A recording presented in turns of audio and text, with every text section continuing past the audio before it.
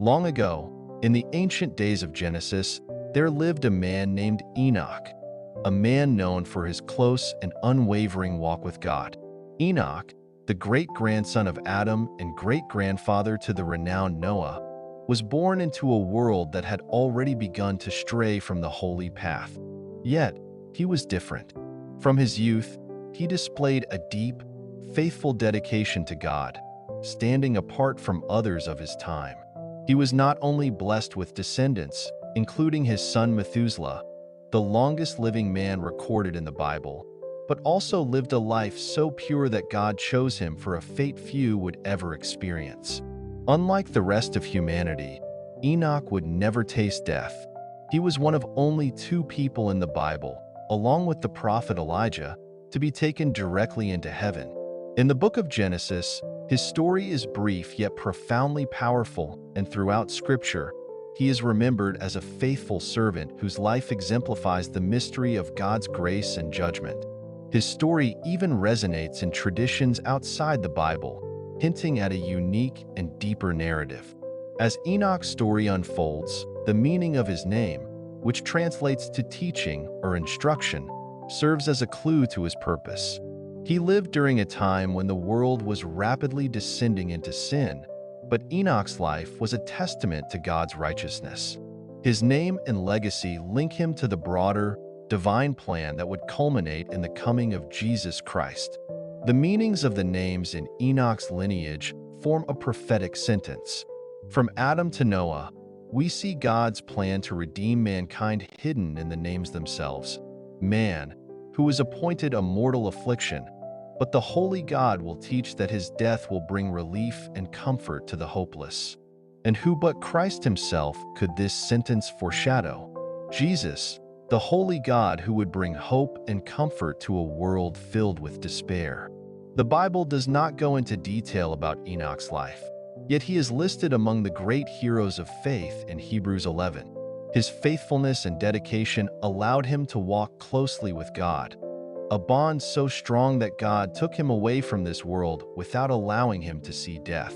Some believe Enoch's experience serves as a prelude to the rapture, a time when God will call his faithful followers to heaven in the end times. Christians hold different views on the timing of this rapture, but Enoch's ascension stands as a powerful symbol of God's promise to redeem those who walk with him. In Enoch's day, the world was riddled with sin and moral corruption. By the time of his great-grandson Noah, humanity had descended into complete depravity, prompting God to bring forth the flood. According to some interpretations, people in those ancient times lived long lives due to a vapor canopy around the earth, a theory suggesting this protective layer shielded them from harmful rays and created a mild climate, extending their lifespans. Whether or not this theory is accurate, it's clear that Enoch lived during a dark time, which makes his close relationship with God all the more remarkable. Interestingly, Enoch's life parallels that of the prophet Elijah. Both were taken to heaven without dying, and both lived in times of rampant sinfulness. Elijah, during the reign of the wicked king Ahab, stood as the lone prophet of God against hundreds of false prophets. Likewise, Enoch's story is that of a man who lived righteously despite the surrounding corruption. Enoch's journey resonates with Christians today who, like him, are called to live faithfully amidst a world often at odds with God's ways. Beyond the Bible, Enoch's story is expanded in extra-biblical texts, particularly the Book of Enoch. While this book is not part of the Bible's canonical 66 books, it is considered sacred in some traditions. The Book of Enoch dives into apocalyptic themes, describing heavenly visions, the fall of the angels, and the fate of the Nephilim, a mysterious race mentioned briefly in Genesis. It depicts Enoch as a man of wisdom who witnesses the workings of heaven. For our purposes, we turn only to the Bible for Enoch's story. Yet, even in Jude 1 verses 14 to 15, there is a reference that appears to draw from Enoch's prophecies against the ungodly, possibly an echo of traditions that would later form the Book of Enoch. In today's world, Christians find inspiration in Enoch's story as they navigate a morally challenging landscape. Like Enoch, believers are called to live in righteousness, trusting that their faith will one day bring them to God's presence. Though most will experience death, the Bible promises that during the rapture, both the living and the dead will be united with Christ.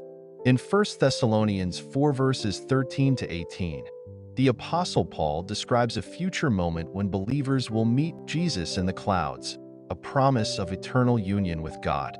An intriguing part of Enoch's legacy is the mysterious language known as Enochian. In the 16th century, two men, John Dee and Edward Kelly, claimed to have received an angelic language directly from celestial beings, which they associated with Enoch. This Enochian language, with its own alphabet and grammar, was said to be the language of heaven, supposedly spoken by Adam in the Garden of Eden. Although Dee and Kelly never referred to this language as Enochian, later scholars linked it to Enoch's name. Whether or not this language is genuinely divine, it shows the lasting fascination with Enoch's life and his connection to the supernatural. Within the Bible, two individuals named Enoch are mentioned. The first was a son of Cain, and his lineage was marked by the same sinful ways as his father. But the second Enoch, the son of Jared and descendant of Seth, lived a righteous life, standing in stark contrast to Cain's line. This second Enoch, who walked with God and was taken to heaven, left behind a legacy of faithfulness and devotion. He fathered Methuselah and was known for his intimate relationship with God, described in the Bible as walking with God, a phrase used only for Enoch and Noah. Enoch's lifespan of 365 years is seen by some as symbolic of completeness, though many take it literally. Compared to others in the pre-flood era, Enoch's years on earth were short, yet they were filled with purpose. For him, a life lived close to God was more valuable than a long life, a powerful lesson for all. Christianity traditionally views Enoch's ascension as a sign of God's approval, a holy reward for a life well lived. Alongside Noah and Elijah, Enoch's story foreshadows the rapture, where believers will be gathered up to heaven without experiencing death. The New Testament honors Enoch by including him in the genealogy of Jesus in Luke and in the Heroes of Faith chapter in Hebrews. His prophecy against the ungodly in the Book of Jude may reflect the Book of Enoch's influence, or an oral tradition passed down through generations. Some Christians read the Book of Enoch for historical context or as a glimpse into the worldview of ancient believers, but it is distinct from the canonical Bible. So, what do you think of Enoch's story? Does his life inspire you? And have you explored the Book of Enoch?